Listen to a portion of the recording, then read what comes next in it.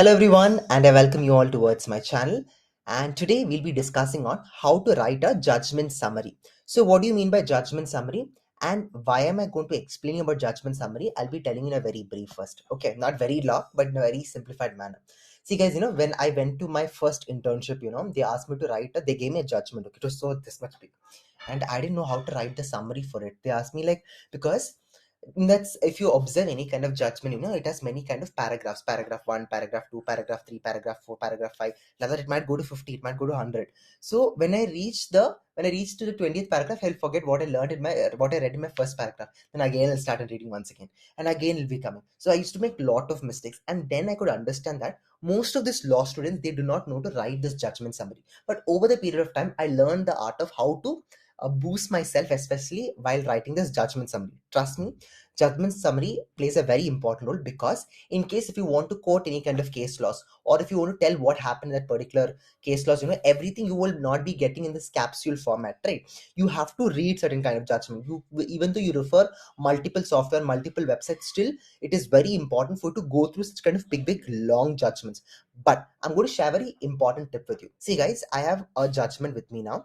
So this is the high court judgment. Now you can choose your own judgment as per your wish. For example, it could be about from Indian Kanun you can choose, or from SEC Online, or from Manupatra, based on the access. If you have Indian Kanun is free for all, you can use that. I have just SEC Online. It doesn't matter because judgment is still the same for all. But I just opened a judgment because this is like it was open in my system already. That's the reason I was just keeping ready on this. Okay. So now if you observe, I have this is my judgment. Okay. This is a judgment in the High Court of Karnataka. So and so this is the judgment which I'm going to read now. So how am I going to read now? Point number one, which people say, is that before reading the judgment, it's okay to read the last page very quickly, or what is the last paragraph, last two paragraphs telling. So if you want, I can read this paragraph and this paragraph once, then I can start reading from the first. Okay, so it's very important. Why? Because the last two paragraphs will exactly tell what is the decision taken by the judge. Okay, and there is an important concept which you need to know, that is about obiter dicta as well as ratio desidente. Now, what do you mean by obiter dicta? I'll just show you the pen. Yeah, in the obiter dicta, what happens in obiter dicta, I try to understand what is the judge's expression or opinion. In this entire 8th as well as 7th paragraph, I get to know what is judge's entire decision or the entire opinion in my 8th and 7th paragraph. Whereas, what do you mean by ratio decidente? The rule of law on judicial decision is based. So on what grounds is judicial decision is based, that also help you understand. So you need to understand these two things while reading a judgment. One is obiter dicta as well as ratio decidente, and this was taught to me by one of the most senior, most advocates of the High Court. So I'm just sharing the same tip with you. Okay, now after that is done, now once you understand what is the entire issue, once you are reading this 7th and 8th paragraph, now I'll tell you a technique for you. Okay, while reading the judgment, it's very important for you to summarize it. And how will you summarize it? You will take a separate notebook. See, I have a separate notebook with me. Okay, now each time I'm reading this entire paragraph, first paragraph, I will summarize it in a very first line. I'll write over here. If you observe, I've written in the form of pointers over here. Point 1, point 2, point 3, point 4. As a beginner, it's very important for you to start with the pointers technique. That means that in this first paragraph, what I understand, just in one line I'll write. I'll not write everything. And then I'll read the second paragraph.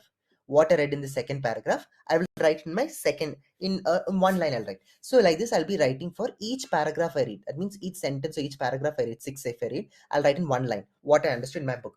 7th paragraph I read, what I read, I'll write in one line in my book.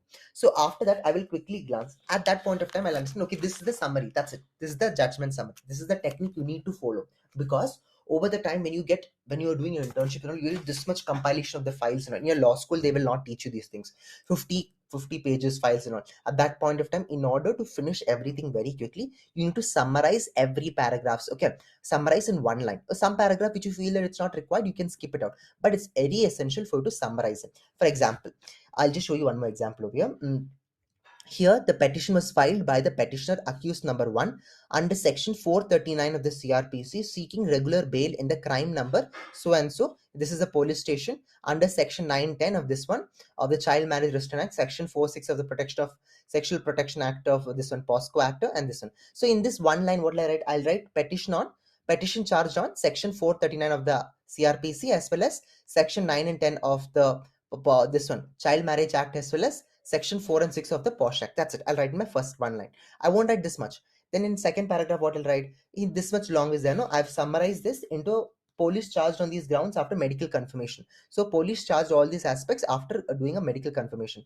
Third paragraph, I don't feel much importance, then I'll go directly to the fourth paragraph. What is it telling? Similar way, I'll try to summarize everything and then lastly give a read. Okay. Now, order is the final decision given by the court, but this is the normal aspect you need to understand. So you can even after, if your judgment summary is very strong, then you can start moving with little by little of your 5 lakh method: facts, issues, laws, analysis, and conclusion. If you learn this judgment summary properly, every day take one judgments, keep on practicing it. By the end of 15th day, you can even apply this 5 lakh method. I will tell you later date how to apply 5 lakh method, but as a beginner, please do learn judgment, because you will learn new wordings over here. For example, if you're learning about, there is a word called as remanded. Remanded means what? Send someone of accused, like a person, we are putting him in the prison until the trial is going to happen, okay, because he has committed any kind of offense. Similar way, this prosecution witness means what? Like that, I'll be learning new terms, terminologies. I'll understand on what grounds judge took this decision. Everything I'll be learning little by little. My critical as well as my analytical thinking will be increasing day by day. So this is a small tip which I want to share with you all. Hope you like this video. If you do like, please do like, share, and subscribe. I'll be keeping on posting more videos which your law school doesn't teach, and that's my secret. And thank you all, and please do put a comment on what you liked about this particular video. I'll be tagging that particular comment in my next video, and I'll be starting it. So until then, goodbye, and do follow me on Instagram. I'm active on Instagram also. It's pawan.ss. I'll be very happy to catch you up. Okay, until then, goodbye.